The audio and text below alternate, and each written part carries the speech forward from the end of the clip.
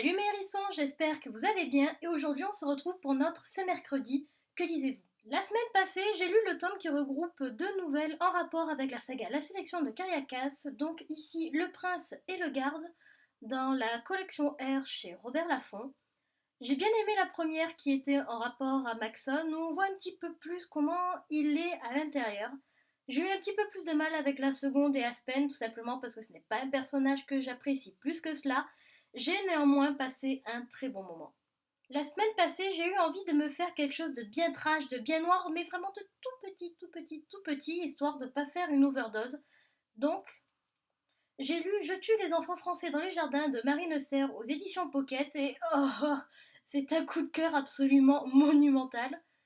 Il est extrêmement petit, même pas 170 pages, je crois qu'il fait 160. Et pouf,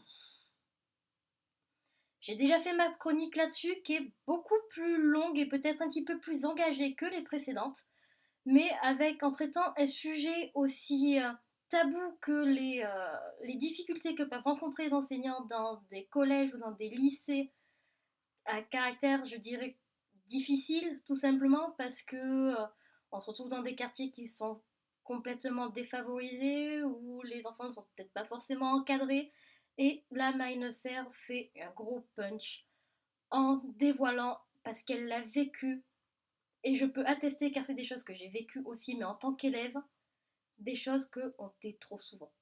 Je vous le conseille vraiment si vous cherchez quelque chose de noir, mais vraiment très très noir. En sortant de ce livre très très noir, qui m'a pas mal chamboulé, j'avais besoin d'une petite lecture légère, donc j'ai lu Lola petite, grosse et exhibitionniste de Louisa Méonis aux éditions Harlequin. Bon, une petite brique, 478 pages, je crois, quelque chose comme ça. Enfin, c'est pas le plus petit que j'ai lu, mais c'est encore un coup de cœur. Oui, je sais, je les enchaîne un petit peu en ce moment, mais il est tellement bien. Je veux dire, merde, j'ai réellement passé un moment excellent. Lola est complètement tarée. Elle est complètement allumée.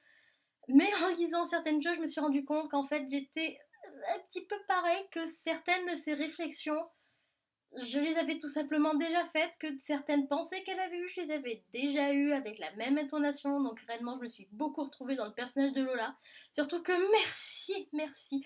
Pour une fois, on n'a pas un personnage principal qui est super grande, qui fait genre 1m60, qui fait 1m70, qui est bien galbée, super bien foutue, qui attire tout, qui est une super bonne. Non, là, Lola, ici, fait 1m59 pour 65 kilos, elle se trouve grosse et pas belle. Elle est blonde aux yeux bleus, mais c'est tout. Voilà, un personnage que je trouve normal, pour une fois, hein, qui est complètement barré. Je me suis pris de ces barres de rire énormes, et surtout pour quelque chose qui s'apparente, car il y a des scènes de sexe, donc pour quelque chose qui s'apparente plus à quelque chose de contemporain et d'érotique, de new adulte, il y a eu un petit côté James Bond que j'ai adoré.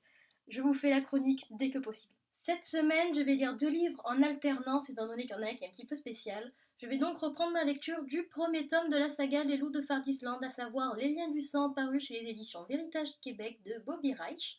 Ça fait un petit moment que j'avais laissé sur la touche, mais là, je commence à réavoir envie de le lire, donc je vais le faire en alternance avec un autre bouquin qui arrive de suite. Cet autre livre, c'est ni plus ni moins que le premier tome de la saga The Mortal Instrument de Cassandra Clare, donc ici City of Bones. Alors pourquoi je le fais en alternance avec Les Liens du Sang? Tout simplement parce que c'est une lecture en VO et que j'ai peur que ce soit parfois un petit peu trop lourd, ou bien que les jours où je sois trop fatiguée, j'ai peur d'avoir du mal un petit peu à comprendre ce qui pourrait se passer et de moins apprécier ma lecture. Donc je vais lire ces deux livres-là un petit peu en alternance, histoire de... Donc là, j'en suis réellement au tout début, j'ai lu 4-5 pages. Donc on verra bien. Vu le tapage qu'a fait la saga, je pense que quand même ça doit être bon. Non. La semaine prochaine, je lirai le premier tome de la saga Insaisissable, à savoir Ne me touche pas de Taïré ma fille, aux éditions Michel Lafon.